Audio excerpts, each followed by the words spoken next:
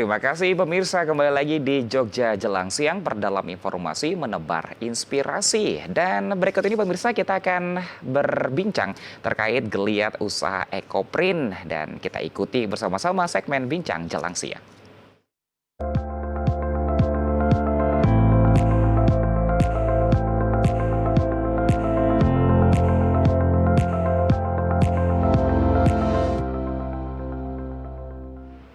Pada Bincang Jelang Siang kali ini kami akan membahas terkait geliat usaha Ekoprint saat ini, terutama di daerah istimewa Yogyakarta. Kali ini di Studio 3 TVRI Jogja telah hadir Ibu Indah Rahayu selaku pengusaha batik and craft. Selamat pagi menjelang siang Ibu Indah. Selamat siang. Oke, baik. Ibu, ini sudah ada beberapa produk-produk yang dihadirkan di TVRI seperti itu. Saya ingin bertanya terlebih dahulu, ini kenapa Ibu memilih Ekoprint sebagai salah satu usahanya, Ibu?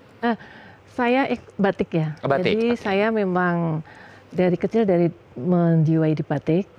Kemudian tahun 2016 itu ada Ekoprint masuk ke Jogja, di mana dengan teman saya yang mengajarkan Ekoprint. Lalu karena saya biasa batik, saya 2016 mengembangkan menjadi ekotik. Jadi tetap batik gitu loh. Jadi saya di sini mengembangkannya dari Ekoprint tahun 2016, lalu saya tahun 2017 tuh mengajak Ekoprint ini saya bawa ke Jakarta di Inacraft.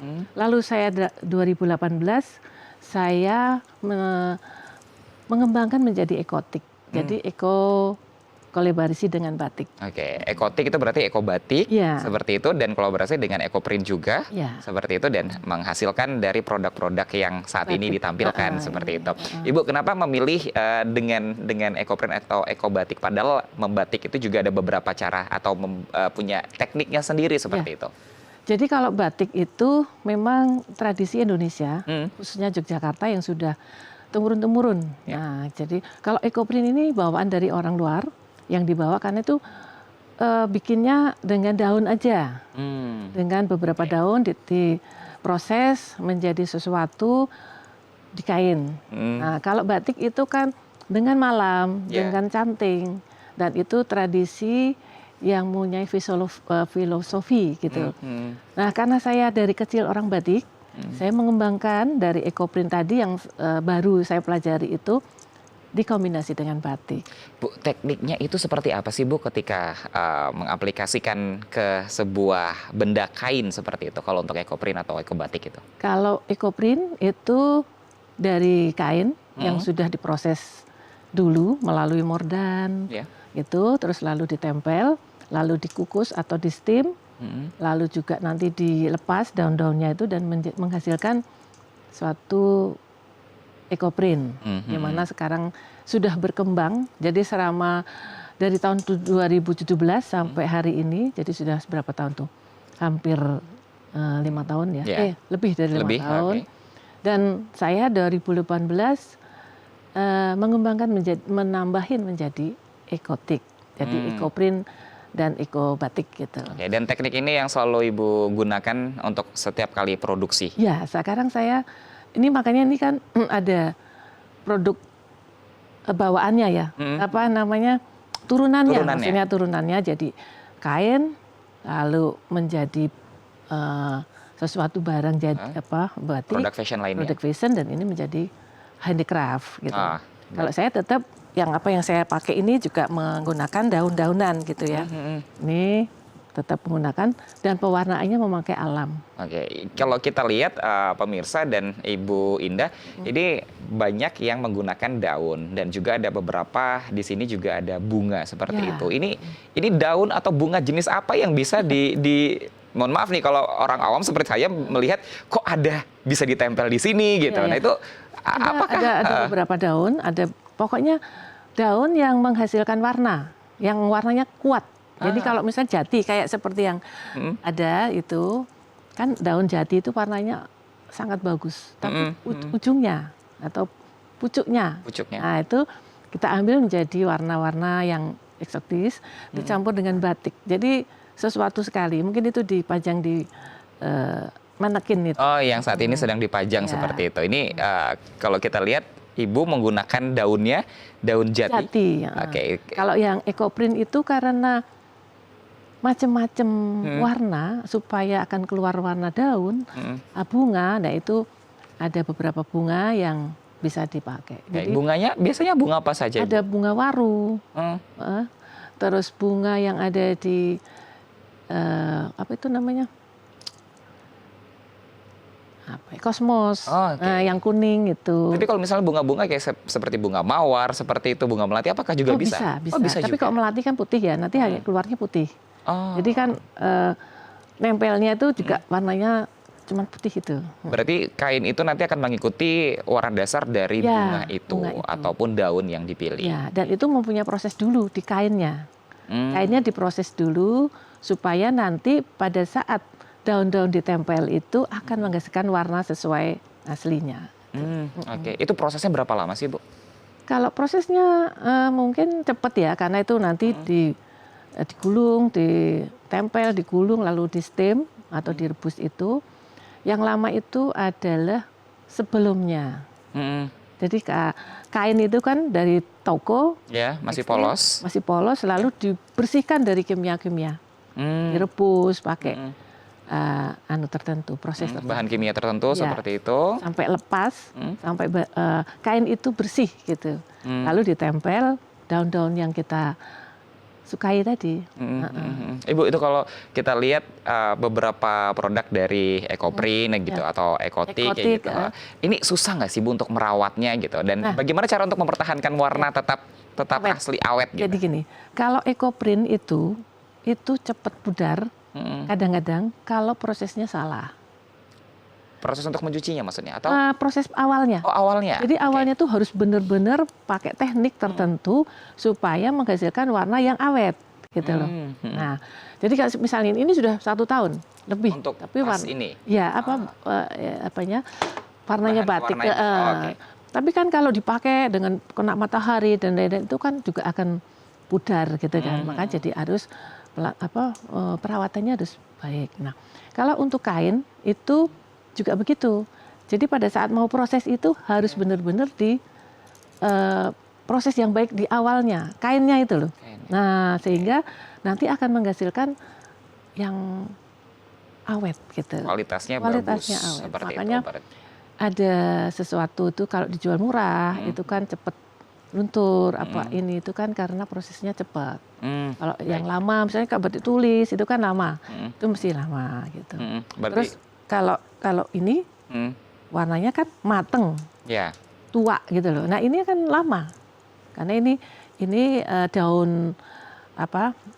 daunnya ini juga jati tapi dibatik menghasilkan seperti ini. Nah ini mahoni. Warna mahoni. Jadi kayu dari mahoni lalu kita rebus dan mahoninya itu juga dari 5 liter jadi 2,5 liter, 10 liter jadi 5 liter gitu sehingga kental gitu. Warnanya tidak encer gitu. Nanti dicelup-celup gitu loh. Jadi ini warna mateng.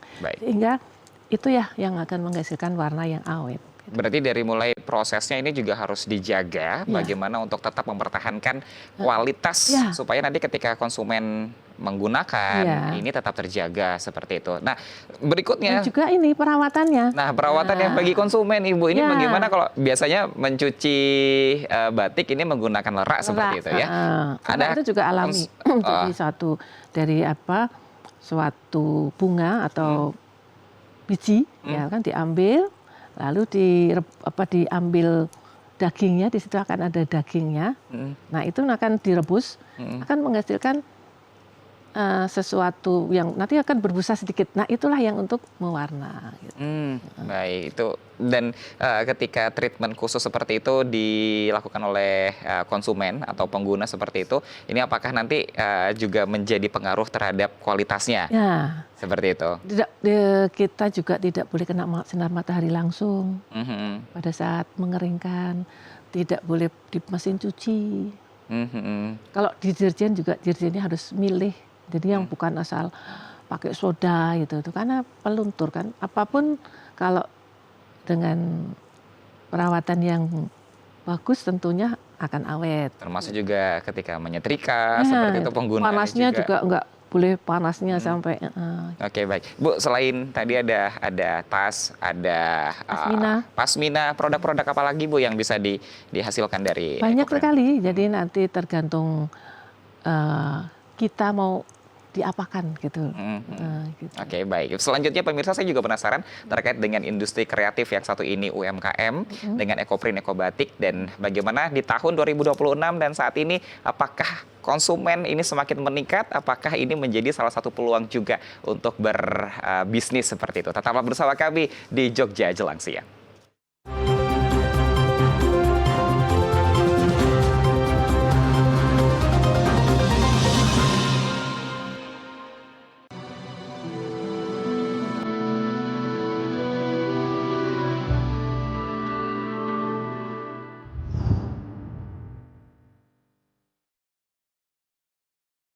Allah memberi TV kekurangan, mungkin nanti suatu saat ada hikmahnya.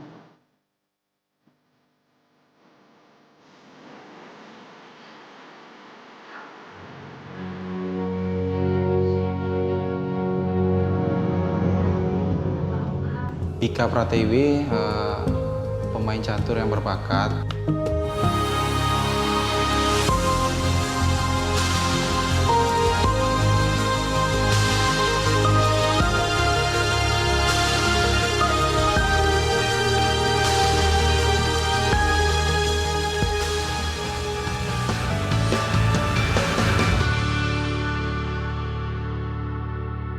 Sobat muda punya mainan yang berkesan semasa kecil? Mainan emang identik sama anak-anak, tapi ternyata memori tentang mainan gak berhenti di masa kecil aja. Ada banyak kenangan dan keseruan yang terbawa hingga kita dewasa. Kalau dilihat dari museum ini, apa nilai-nilai yang ingin dibawa atau nilai-nilai atau pesan yang ingin disampaikan, baik itu anak-anak atau juga orang dewasa? Setiap mainan, setiap permainan sebenarnya ada filosofi yang bisa disampaikan. Baik itu tentang kehidupan, baik itu tentang olah fisik dan sebagainya.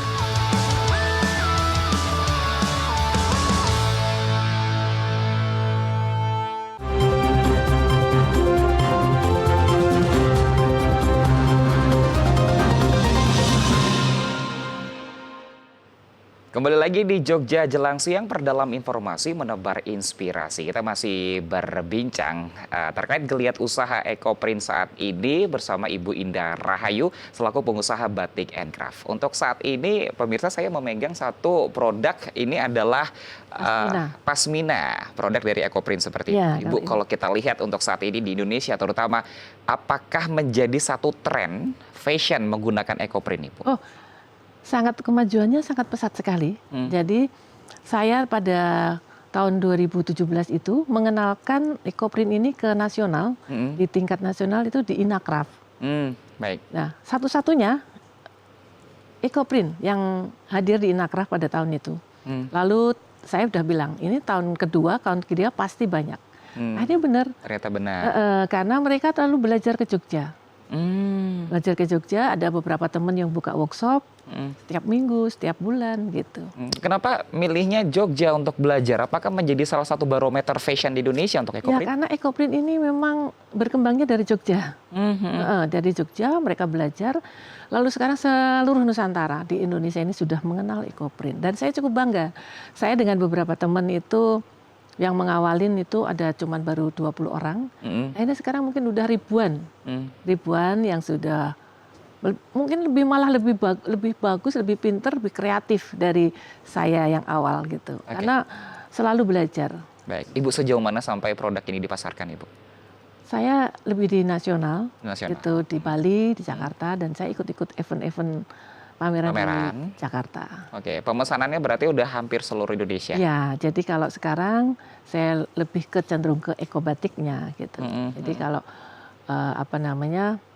Ecoprintnya sudah sedikit saya produksi karena sudah banyak teman-teman yang sudah lebih kreatif gitu. Dan saya mengembangkan dari tahun 2018 menjadi Ecotik ini. Dan ini alhamdulillah bisa jadi outer, bisa jadi berbagai macam.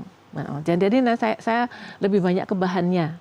Karena saya memang lebih produksi ke bahan bukan ke barang jadi. Keunggulan dari Ekotik ini apa sih Bu sebenarnya kalau ketika kita akan membandingkan misal dengan beberapa produk Ekotik, Ekobatik ini keunggulannya apa? Kalau misalnya dibanding dengan beberapa produk fashion lainnya seperti print gitu atau sablon seperti itu. Oh beda. Jadi kalau memang print itu bukan bisa dikatakan batik. Jadi kalau orang memakai batik dengan print itu tidak dikatakan memakai batik, tapi itu motif tekstil. Motif tekstil. Tekstil motif batik maksudnya. Tekstil motif batik. Jadi itu dari print, dari sablon gitu. Dari mesin lah. Dari mesin. Jadi kalau yang batik itu menggunakan malam, jadi canting, menggunakan parafin gitu-gitu. Kalau melihat tantangan yang saat ini, Bu, ada nggak yang menjadi salah satu tantangan terbesar ketika akan memproduksi atau juga memasarkan Ekotik ini atau Ekoprint ini? Sebenarnya tantangannya nggak ada ya. Cuman sekarang ini harus lebih kreatif. Itu aja. Karena sekarang anak muda itu sudah jelas pinter, kreatifnya luar biasa dan itu saya cukup bangga gitu. Oke, termasuk juga mungkin peluangnya di sana? Peluangnya masih besar. Dan seluruh Indonesia kan, kalau kita itu meningkatkan kualitas atau mempunyai produk yang baru, itu pasti akan disukai masyarakat. Oke, Bu, cara mempromosikan atau memasarkan ya ala Ibu seperti apa? Kalau saya kan era yang dulu ya, kalau yang anak-anak muda sekarang itu kan pintar-pintar dan canggih itu menggunakan IT kan, dengan online, dengan pakai YouTube. Betul. Betul itu. Jadi kalau era saya ini manual. Jadi kalau manual tuh ya ikut exhibition. Ikut exhibition. Exhibition, pameran yang ada di Jakarta, di lokal, gitu, dimanapun sering-sering pameran ya. Kalau sekarang sudah menggunakan digital. Oke, itu. cara memasarkannya berarti selain tadi pameran, termasuk juga Ibu bergabung ke e-commerce seperti itu atau langsung datang ke itu wajib gerai? ya. Kalau ikut e-commerce itu sudah wajib. Ya kita harus punya ikut menggunakan online tuh pasti. Gitu. Kita buka online gitu. Jadi Sampai offline-nya juga iya, karena tapi juga seusia saya tuh lebih senang offline ya, karena bisa lihat aslinya gitu. Kan? bisa langsung menyentuh, merasakan yang bagus gitu ya. Tapi kok anak-anak sekarang tuh kan online, semua apa-apa cuman beli sisir aja mungkin online. Termasuk diantaranya mungkin kalau untuk saat ini lebih datang lebih bisa merasakan bahannya, kainnya, termasuk juga bisa negosiasi atau menawar. Ya, gitu kan. Kalau anak muda sekarang beli sisir aja pakai online, beli gelas gitu kan. Ya itulah zaman sekarang ya. Jadi mungkin memang namanya juga kemajuan IT. Itu seperti itu. Dan kita yang seangkatan saya juga harus melakukan itu. Jika pemirsa ingin datang merasakan kain dari Ibu Indah seperti itu, bisa datang kemana Ibu? Kita punya galeri bersama. Galeri bersama. Dekranas. Jadi saya UKM itu kan bergabungnya di Dekranas. Nah di Dekranas itu saya di provinsi, itu di Kepatihan, kantor gubernur itu masuk, itu ada sebuah joglo di tengah. Nah itulah Balemangu namanya, jadi galerinya UKM yang bergabung di Dekranas. Gitu. Baik, berarti di situ nanti semuanya ada bisa. Ada banyak beberapa produk. Ada ini produk-produk dari teman-teman UKM yang ada di situ. Oke, rencana ke depan untuk mengembangkan sebuah bisnis seperti itu, apa yang ingin Ibu lakukan, Ibu Indah, mungkin bersama dengan teman-teman di Dekranas dan juga untuk mengembangkan potensi dari Ekoprint atau Ekotik ini, Bu? Jadi di Jogja ini kan kita punya MAIS ya, atau tempat untuk pameran, itu CEC. Mall-mall juga sekarang sudah banyak menggunakan, bisa digunakan untuk UKM. Nah itu ada beberapa pameran nasional yang besok ada di Jogja. Di antaranya Inakraf. Itu bulan Juli itu juga akan hadir di Yogyakarta. Jadi Inakraf tuh nggak cuma di Jakarta, di Jogja besok akan ada. Nah itu teman-teman fashion, terutama yang handicraft, yang sepatu, yang tas, yang itu bisa ikuti. Oke, selain Ibu untuk memproduksi kain seperti itu, termasuk juga untuk mendesain? Ya, jadi kalau saya mendesainnya karena di kain ya, jadi ya ke desain batiknya. Misalnya ini isiannya apa, ini kan nitik gitu kan, lalu ini cecek gitu-gitu. Jadi tukang batik itu sudah tahu kalau di kode ini nitik, tulis bikin nitik. Ini nitiknya nitik asli ya. Terus ini isennya tuh dicecek, bunga, ceplok gitu-gitu. Udah tahu kalau tukang batiknya gitu tahu. Kalau untuk sampai nanti menjadi sebuah pakaian seperti itu prosesnya seperti apa Ibu sehingga sampai siap untuk jual kayak gitu? Ini gimana? Ya itu dipola dulu kalau kita harus bekerja sama dengan desainer. Dipola dulu, lalu ditandain, lalu diproses dengan ekotik itu. Oke, sudah seberapa banyak Ibu untuk tim sumber daya manusia yang diberdayakan? Kalau saya kan bekerja samanya dengan teman-teman ekoprint, jadi misalnya ada ini yang pembuat ekoprint, saya kasih, ayo kita bersama, jadi dia membuat ekoprintnya, saya yang batiknya. Oke, dan kebanyakan itu adalah teman-teman komunitas perempuan atau? Ya, perempuan, saya juga penggeliat perempuan gitu. Oke, Ibu melihat fashion saat ini mungkin sangat berkembang seperti itu, termasuk di daerah istimewa Yogyakarta gitu. Inovasi lainnya Ibu, kira-kira apa produk yang ingin Ibu kembangkan nanti di masa yang akan datang atau prediksi ke depannya? Prediksi ke depannya itu juga selain batik itu ada tenun ya. Kalau bisa Jogja itu juga mempunyai tenun, motif batik gitu, ya kan? Itu kan diproduksinya kan bukan orang Jogja. Nah itu Jogja ini sebenarnya kan sumber daya manusianya cukup bagus ya. Jadi tenun bisa motif batik itu ada yang sudah bikin ya, tapi bukan orang Jogja gitu. Jadi kalau Jogja ini kan tempat untuk jualan kan. Untuk jualan. Marketingnya tuh bagus. Ada pasar Beringharjo itu yang suppliernya tuh hampir dari beberapa daerah. Ya kan? Artinya ini daerah istimewa Yogyakarta menjadi wadah ketika wisatawan datang, ini menjadi salah satu konsumen target seperti itu supaya juga belanja, tidak hanya beli oleh-oleh secara makanan saja gitu ya, tapi juga produk gitu. Jadi sekarang itu kan ada teras itu kan sudah dikumpulin jadi satu, sudah nggak di emperan lagi, dan itu kan sudah itu menjadi daya tarik juga kan. Di Malioboro gitu kan. Sejauh ini Ibu melihat peran Dekranasda Ibu untuk membantu teman-teman di komunitas perempuan, termasuk juga teman-teman dalam komunitas fashion, seperti apa Ibu perannya? Di Dekranas itu ada beberapa bidang ya, yang ada ke Perak. Jadi ada tim pengurus yang membidangi itu.